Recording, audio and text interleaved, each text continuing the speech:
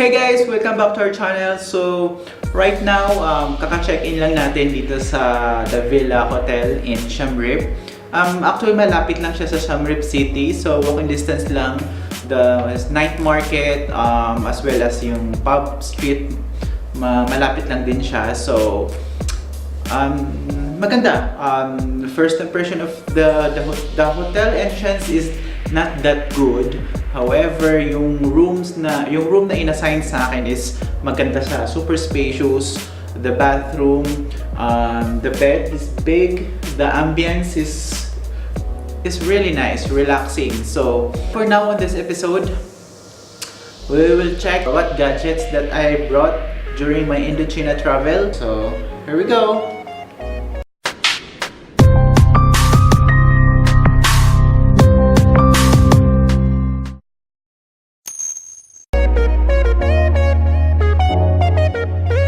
So, first, yung brand ng bag na to is a Targus brand. I think this is an international brand. Naka-sale po siya sa SM Makati. So, I think around 3,000 pesos. Ang original price ito is nasa almost 5,000. So, naka-sale po siya nung binili ko.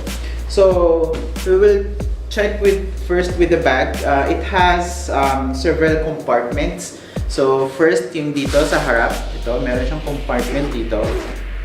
And then, on top here, wherein you can put yung mga easy access na mga gadgets or pwede rin cellphone, pwede rin yung mga charger, extra battery for the camera. And then, nandito yung second main compartment. Ito yung marami kang malalagyan. And then, on the last compartment here this is the laptop compartment. So, nandito, pwede mo siyang lagay yung laptop mo dito. And then, kasya dito yung laptop ko, saktong-sakto lang, 14 inches na laptop. Sakto lang siya. Pero, kasya pa hanggang 16 kung meron mang ganun. And then, good thing here is meron siyang secret pocket sa likod. Dito. Meron siyang secret pocket here, wherein dito malalagay yung, ito na yung unahin natin, dito malalagay yung mga important documents mo na easy access din po siya. And then this here, nandito yung passport ko, so dito ko nilagay yung passport. So yung mga, ang nilagay ko dito is yung cellphone ko, dito ko siya nilagay, yung dalawang cellphone, yung extra phone ko, and then yung main phone ko, yung Galaxy S8 Plus. So that's it. That's my phone. And then what else? I have here my notebook. Dito ko sinusulat yung mga budgets ko, yung mga extra na nagastos, and some of the places na gusto kong puntahan. Hindi siya part ng main itinerary ko. So dito ko siya nilalagay. And then, also, dito na rin ako pag may naisip akong mga video ideas para hindi natin makalimutan. Aside dun sa phone, meron akong Google Keep. Ball pens, of course. I have ball pens here. Second packet here, ito yung easy access packet mo. Anong laman ko dito? This is a small pouch wherein dito nakalagay yung mga memory cards ko. So, nabili ko to by the way, sa Lazada. And then I have my calling card. I have two calling cards. Yung isa is pang corporate card, wherein yun yung sa trabaho ko, hindi ko siya dala. And then this one is gawa ko lang siya. This is my YouTube card, business card. Then this is my YouTube business card. Yan. And at the back. So yun. And then nandito yung pouch ng Boya lavalier microphone. What else? Extra batteries. Extra battery. Nandito pala yung isa sa pocket ko. So, isa lang yun nandito. I have 3 batteries for my camera. Naka-insert sa camera right now. And then, dito sa pocket ko na isa. And then, ito. So, on the main compartment, nandito yung malaki. So, ito. Yung DJI Osmo Mobile 2. However, di ko pa siya nagagamit.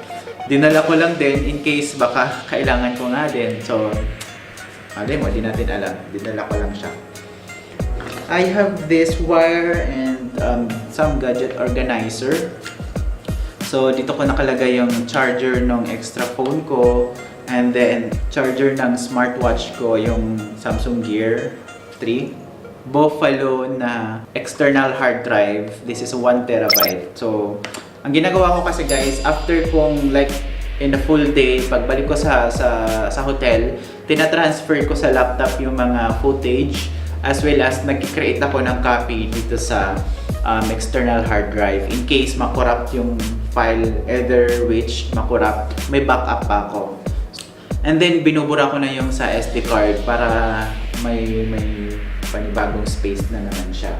I have here power bank. This is a 20,000 mAh na power bank. And then I have my wire headset and charger ng laptop. Siya nilagay. This is the charger of my Samsung S8. And then I have another extra power bank. Ito ang pinanggagamit ko dito, yung pag-charge ng Samsung Gear ko. So dito ko sa charge. This is a 5,000 mAh. The charger of my Canon battery. So, the mouse here, this is the mouse. Our universal adapter. Hindi ko pa siya nagamit kasi sa Thailand wala naman akong problem sa mga outlet nila. So dito sa main compartment, meron siyang dalawang pocket inside. Yung first is, nandito yung mga travel document ko, na mga printouts ng mga hotel reservations, ng mga tour booking ticket, and then yung airline ticket, dito ko siya nilalagay. And dito yung nalalagayan ng key holder. Ito, meron siya, nakalagay lang siya dyan. And then, meron pa isang pocket dito. Dito ko nilagay yung meds. Yan. So, nagdadala ko ng meds kasi mga basic meds lang, paracetamol, loperamide, pagkakailanganin natin kasi kain tayo ng kain. And extra money. Ito yung $100. Dito ko siya nilagay. Hindi ko siya nilagay. Yung pera ko, nakakalat siya sa isa sa maleta. Meron ako sa maleta, peso yung nandun na extra. And then, dito sa tech bag na to, which is dala-dala ko siya kadalasan sa tour. Andito yung extra $100. Meron ko siya kasi pagkakailanganin natin, at least meron na tayo dyan. And then yung last compartment, ito yung laptop compartment. Here, ito. This is my laptop. This is an Acer laptop. Here. So, there you go. Ito ako nag-i-edit ng mga videos ko. So, yan. So, kaya ko siya nagustuhan tong bag na to guys, kasi yung sa laptop bag niya, hindi siya diretso. Meron siyang ito, yung parang taga-salo. Hindi siya yung pagkapasok mo ng bag, didiretso sa ilalim yung dulo. Hindi na nasisira yung laptop nyo pag in case accidentally mo siya mabagsak pagpasok. So, sabi ko kanina, di ba meron na tayong drone, yung DJI Mavic Air Combo, Fly More Combo. Unfortunately, hindi ko siya dinala kasi parang last minute, a few hours before my departure, nagsisearch ako kung saan yung flight policy ng mga drones sa Thailand. And sobrang dami kong nababasa na parang super strict nga daw ang Thailand in terms of using drone or flying drone. So there are some vlogs pa na na-confiscate yung nila, yung mga drones. Sa immigration, nagkaroon sila ng problem sa immigrations regarding their drone. So bakit nila? And then kaya I decided, parang since bago lang naman to at hindi pa ako ganun ka galing, or hindi ko pa nga talaga siya na test flight yung drone ko na yon. So I decided na hindi ko na lang siya dalhin kasi wala din, baka magka-problem pa nga tayo sa immigration or ma-confiscate pa nga siya ng mga police or whatsoever in Thailand. That's all for this review for my travel tech bag. And bago lang din tong bag na to, so kadalasan ito na yung dadalhin natin during our travel kasi pag fit-in mo lahat to dito, pati na-fit-in ko na kasi din yung drone na dito. Meron pang space wherein pwede ka maglagay ng mga mga damit mo on your travel. Pag mga one day na lang, one night, 2 days travel lang naman. So, yun. Pwede pa siyang lagyan. And medyo okay naman. Matibay. So far, okay. That's all for now, guys. Thank you for watching on this episode. And if you haven't subscribed on my channel, please subscribe now and click that notification bell so that you will be updated on our latest uploads. See ya! Bye!